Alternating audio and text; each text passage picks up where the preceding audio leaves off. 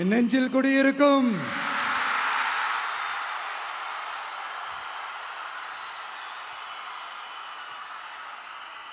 தமிழக மக்கள் உங்கள் அனைவருக்கும் என்னுடைய வணக்கமும் என்னுடைய நன்றிகளும்.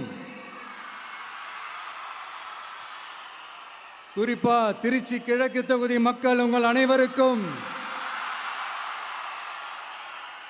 என்னுடைய ஸ்பெஷல் வணக்கமும் ஸ்பெஷல் நன்றிகளும்.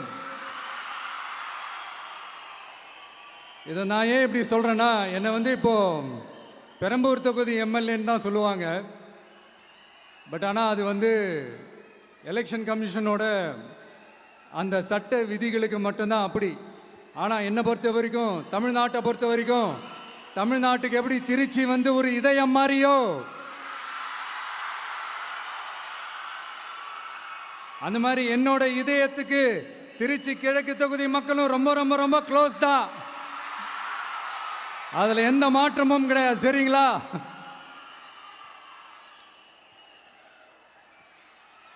ஆட்சிக்கு சில வாரங்கள் கூட ஆகல. 6 மாசம் அமைதியா இருப்போம்னு சொன்னவங்களாம் 6 நாள் கூட அமைதியா இருக்க முடியல. ஆட்சிக்கு அரை மணி நேரத்திலே ஆரம்பிச்சிட்டாங்க. பாவம், ஒரு கல்யாண வீட்டிலலாம் போய் புலம்பிட்டு இருக்காங்க. நான் சொன்னதெல்லாம் நடக்குதா? 1 by 1 எல்லா புலம்பல்ஸும். அது மாதிரி இத்தனை வருஷமா மாத்தி மாத்தி உங்களை ஏமாத்திக்கிட்டு இருந்த இந்த 2 பேரையும் வேண்டாம்னு சொல்லி ஒதுக்கிட்டு உங்களுக்காக உண்மையா உழைக்க வந்த உங்க விஜய, உங்க அண்ணனை, உங்க தம்பிய முதல் அமைச்சரா இல்ல முதல் சேவகனா ஆக்கியிருக்கிறீங்க. தலை வணங்கி ஒட்டுமொத்த தமிழக மக்களுக்கும் இந்த நேரத்தில் என்னுடைய நன்றியை தெரிவிச்சுக்கிறேன். இந்த நேரத்தில் எங்களுக்கு ஆதரவு தெரிவிச்ச அத்தனை இயக்கங்களுக்கும், அத்தனை இயக்கத்தின் தலைவர்களுக்கும் மீண்டும் என்னுடைய நன்றியை தெரிவிச்சுக்கிறேன்.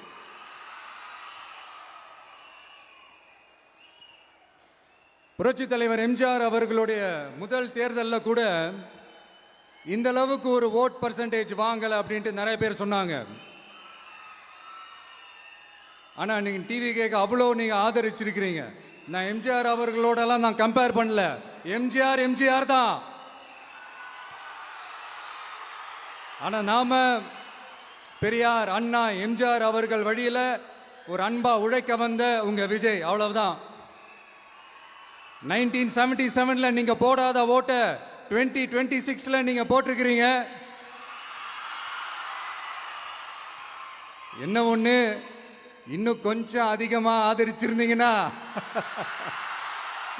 கொஞ்சம் நல்லா இருந்திருக்கும். பட் பரவாயில்ல, ஃபியூச்சர்ல வரப்போற எல்லா தேர்தலையும் உங்களுடைய முழு சப்போர்ட்டை என்னால் வாங்க முடியும்ன்ற அந்த ஒரு நம்பிக்கை இப்போ என் மனசுல ரொம்ப ஆழமா பதிஞ்சிருக்கு. ஏன்னா நீங்க அமைச்சு கொடுத்திருக்கிற இந்த ஆட்சியில எல்லா நன்மைகளையும் நீங்க கண்கூடா பார்க்க தான் போறீங்க அப்படின்ற அந்த கான்பிடன்ஸும் இப்ப என் மனசுல ரொம்ப ஆழமா பதிஞ்சிருக்கு. யார் எந்த நிலைமைக்கு எந்த பொசிஷன்ல போனாலும் இந்த கிண்டலும் கேலியுமா பேசுறது இருக்கதானே செய்யும்.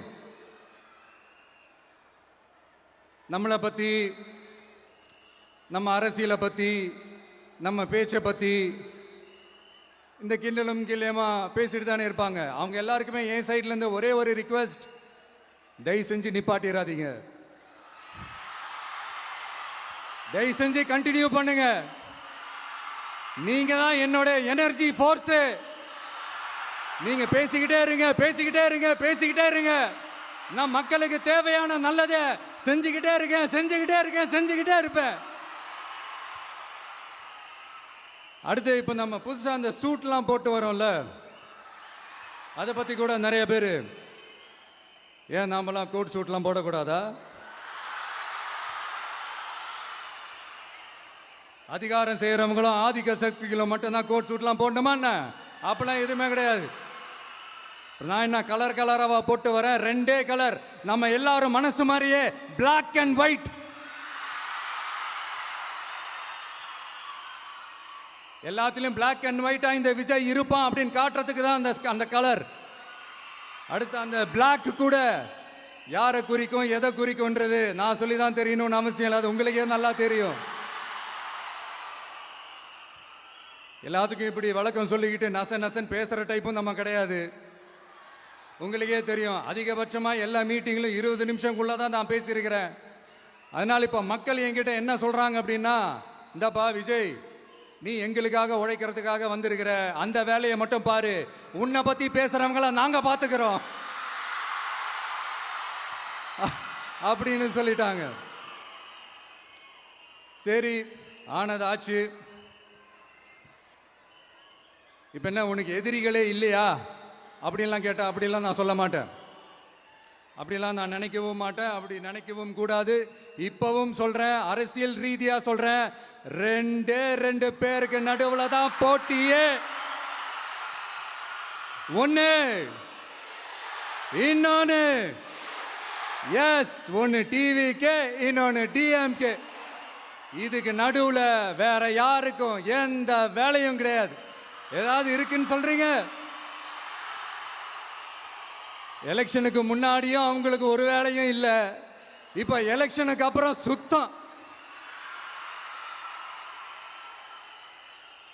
ஆனா இந்த திமுகவும் மற்றும் பலரும் ஒன்னா சேர்ந்துக்கிட்டு இந்த விஜயோட ஆட்சி வந்துடக்கூடாதுன்னு சொல்லி ஒரு கூத்து ஒண்ணு பண்ணாங்களே, அந்த கடைசி 5 நாள், அடாடாடாடாடா, நமக்கெல்லாம் ஓஹோ இப்படியெல்லாம் கூட நடக்குமோ என்ன கூத்துங்கிறீங்க.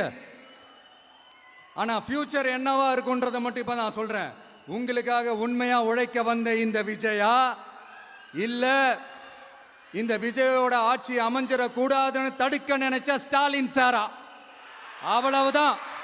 இதுக்கு நடுவுல வேற யாரும் எந்த அல்லு சில்லும் உள்ள வந்து நம்மளை தடுக்கிறதோ எதிர்க்கிறதோ ஏதாவது பண்ணாங்கன்னா நிர்வாகம் அதுக்கு பொறுப்பில்லை ராஜா, நிர்வாகம் அதுக்கு பொறுப்பில்லை. ரிசல்ட் என்னவா வரும்ன்றது அது உங்களுக்கே நல்லா தெரியும். நம்மளை ஏளனமா பேசுறதா நினைச்சு அவங்களுக்கு ஆப்பு வச்சுக்கிறாங்க.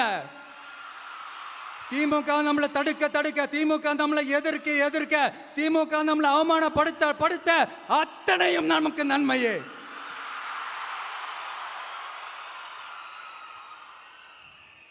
ஒன்று கவனிச்சிங்களா மக்களே, நம்ம ஆட்சிக்கு வந்ததுக்கு அப்புறம் ஒரு விஷயம் ஒன்று நடந்துகிட்டு இருக்கு. இது இந்த ஜென்சி தலைமுறையை அட்ராக்ட் பண்றதுக்காக இங்கிலீஷ் தமிழ் கலந்த அறிக்கை, அது சொல்ல வந்த நினைச்சீங்களா? அந்த காமெடி எல்லாம் கிடையாது. அடுத்து இந்த ரியாலிட்டியை மறந்துட்டு இந்த ரீல்ஸ் போடுறது, அது சொல்ல வந்தீங்களா? அந்த காமெடியும் கிடையாது. இது சீரியஸா ஒரு விஷயம் நடந்துகிட்டு இருக்கு. முன்னெல்லாம் சட்டசபையில் யார் பேசுனா நமக்கு என்ன, யார் அடிச்சுக்கிட்டா நமக்கு என்னன்னு இருந்த கூட்டம்லாம் இப்ப சட்டசபையில் என்ன நடக்குது, என்ன பேசிக்கிறாங்கன்றது ரொம்ப உன்னிப்பா கவனிக்கிறாங்க. கவனிச்சிங்களா? திமுக ஸ்டைல்லே சொல்லணும்னா ரீல்ஸ் போட்ட கூட்டம்லாம் இப்ப நியூஸ் பார்த்துக்கிட்டு இருக்கிறாங்க. அதுல நமக்கு சந்தோஷம் தான், பெருமை தான். நம்மளுடைய யங்ஸ்டர்ஸ், நம்ம பெண்கள் எல்லாம் அந்த அரசியல் என்னன்னு தெரிஞ்சுக்கணும், அந்த அரசியல் என்னன்னு புரிஞ்சுக்கணும்னு அப்படி ஒரு விழிப்புணர்வு ஏற்பட்டிருக்கு. அதுல எங்களுக்கு சந்தோஷம் தான். இதெல்லாம் யாரால நடந்திருக்கின்றது நான் சொல்லிதான் உங்களுக்கு தெரியணும்னு அவசியம் இல்லை, அது உங்களுக்கே நல்லா தெரியும். இப்படிப்பட்ட நம்ம தெய்வங்களை, இப்படிப்பட்ட நம்ம மக்களை தற்குறின்றது இன்னமும் சொல்லிக்கிட்டு இருக்கிறாங்க. நான் காஞ்சிபுரத்தில் சொன்னதை தான் இங்க நான் திரும்பவும் ரிப்பீட் பண்றேன். நீங்க தற்குறின்னு சொன்னீங்களே, அவங்க தான் உங்களோட அரசியல் வாழ்க்கையே ஒரு கேள்விக்குறி ஆக்கி இருக்கிறாங்க. கேள்விக்குறி ஆக்கிட்டாங்க, இன்னமும் ஆக்க போறாங்க. அன்னைக்கு நான் சொன்னப்போ சிரிச்சவங்களாம் இன்னைக்கு என்ன பண்ண போறாங்களோ. உண்மையை சொன்னாதான் அந்த கூட்டத்துக்கு கசக்குமே. உண்மையிலே நீங்க மக்கள் மனசை புரிஞ்சு வச்சிருந்தீங்கன்னா நீங்க இப்படி மக்களை தப்பாவே பேசியிருக்க மாட்டீங்க. அது என்ன, அப்புறம் அரசியல் புரிதல் இல்லாம மக்கள் நமக்கு ஓட்டு போட்டுட்டாங்களாம். இந்த கவர்ச்சியில மயங்கி மக்கள் நமக்கு ஓட்டு போட்டுட்டாங்களா? நான் என்ன, சரி விடுங்க.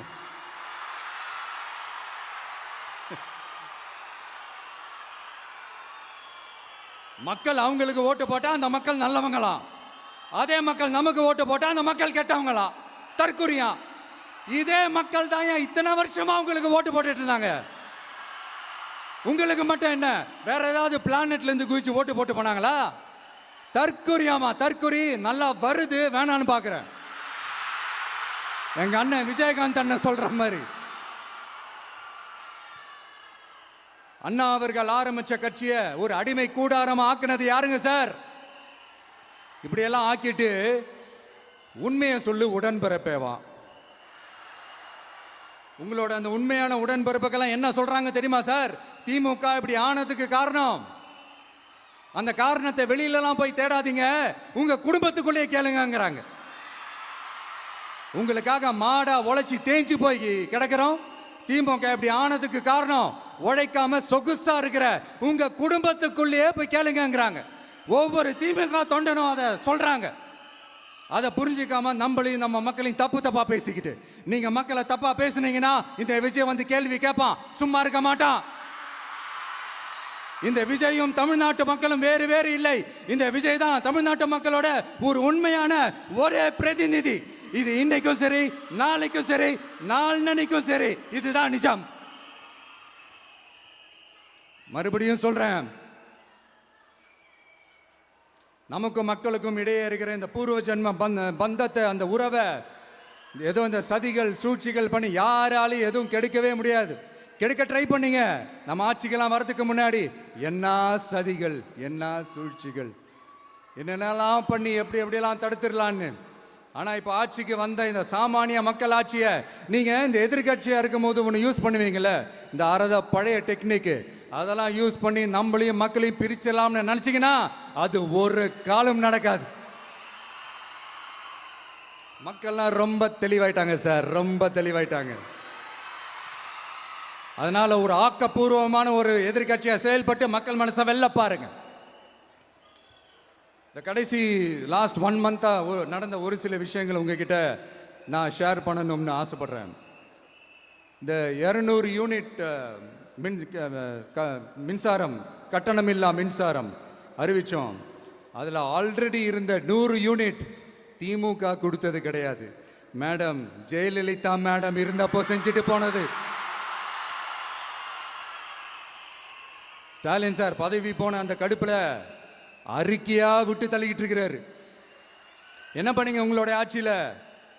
மக்கள் பணத்தை, டாஸ்மாக்ல இருந்து அடிச்ச அந்த பணத்தை, ஊழல் செஞ்ச அந்த ஃபைல க்ளோஸ் பண்றதுக்கு அலையா அலைஞ்சிங்க. ஆனா இந்த விஜய் மக்களுக்கு தொந்தரவா இருக்கிற அதே டாஸ்மாக க்ளோஸ் பண்ணா.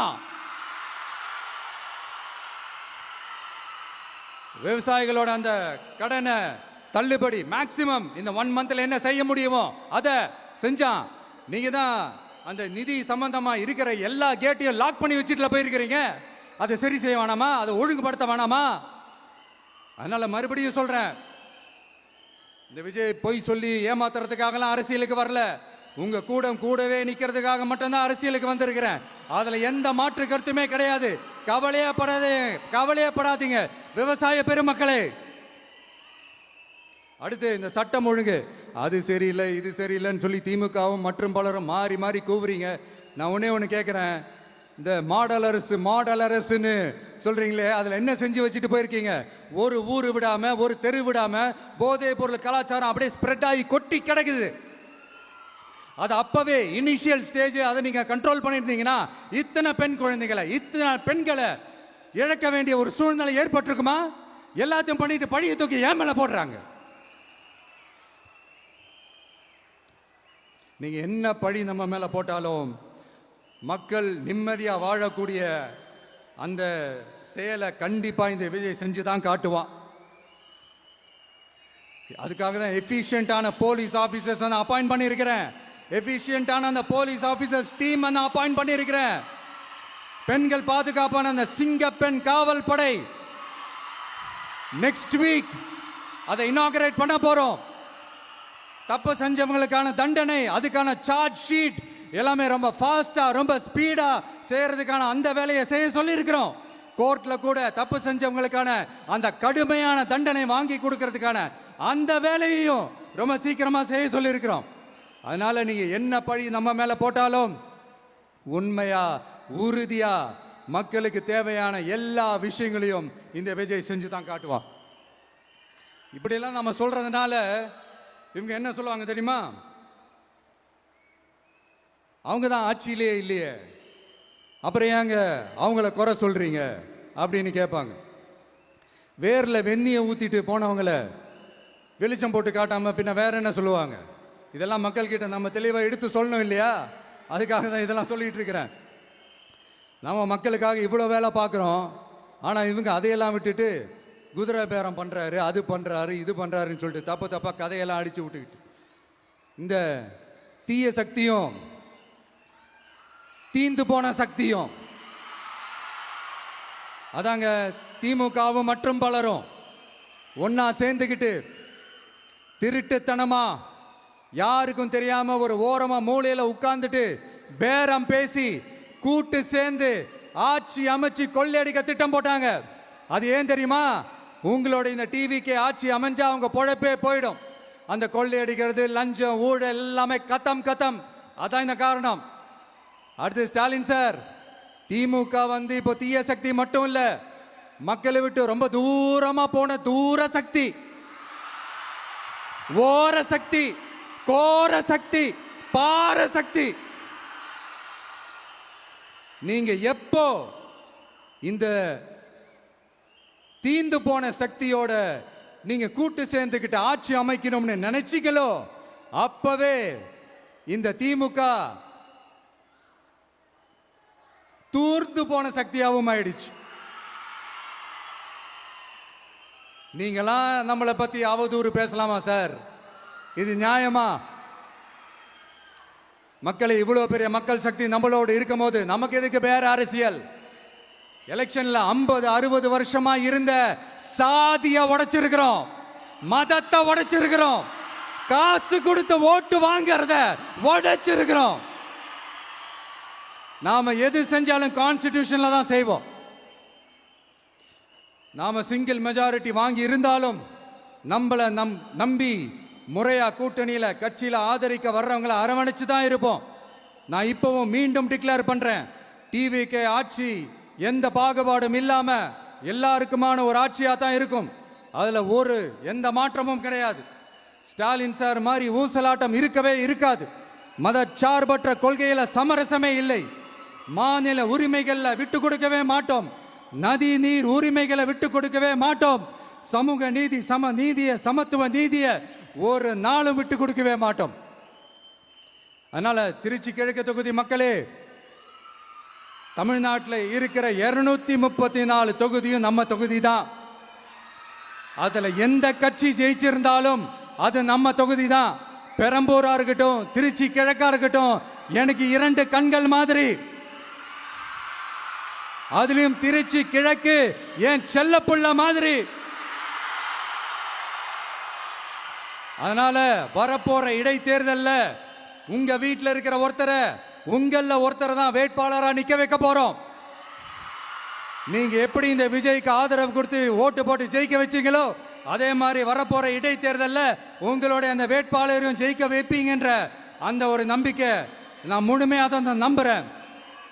உங்களுக்காக உழைக்க வந்திருக்கிறேன். உங்களுக்காக எல்லா விஷயத்தையும் நான் பார்த்து பார்த்து செய்வேன். ஊழல் இல்லாத, லஞ்சம் இல்லாத ஒரு ஆட்சியை நான் கொடுப்பேன். I understand. ஒரே நாள் அது நடக்காததான், மேஜிக் இல்லை. பட் ஒரு நாள் அதை நான் நடக்க வைப்பேன். எனக்கு இப்ப வேற எந்த வேலையும் இல்லை உங்களுக்காக உழைக்கிறத தவிர. என் கடன் இனி என் மக்களுக்கு பணி செய்து கிடைப்பதே. மீண்டும் என்னை ஜெயிக்க வச்ச தமிழக மக்களுக்கும் திருச்சி கிழக்கு தொகுதி மக்களுக்கும் மீண்டும் என்னுடைய நன்றியை தெரிவிச்சுக்கிட்டு கான்பிடண்டா இருங்க, நல்லதே நடக்கும், வெற்றி நிச்சயம். மீண்டும் சந்திக்கும் வரை நன்றி, வணக்கம்.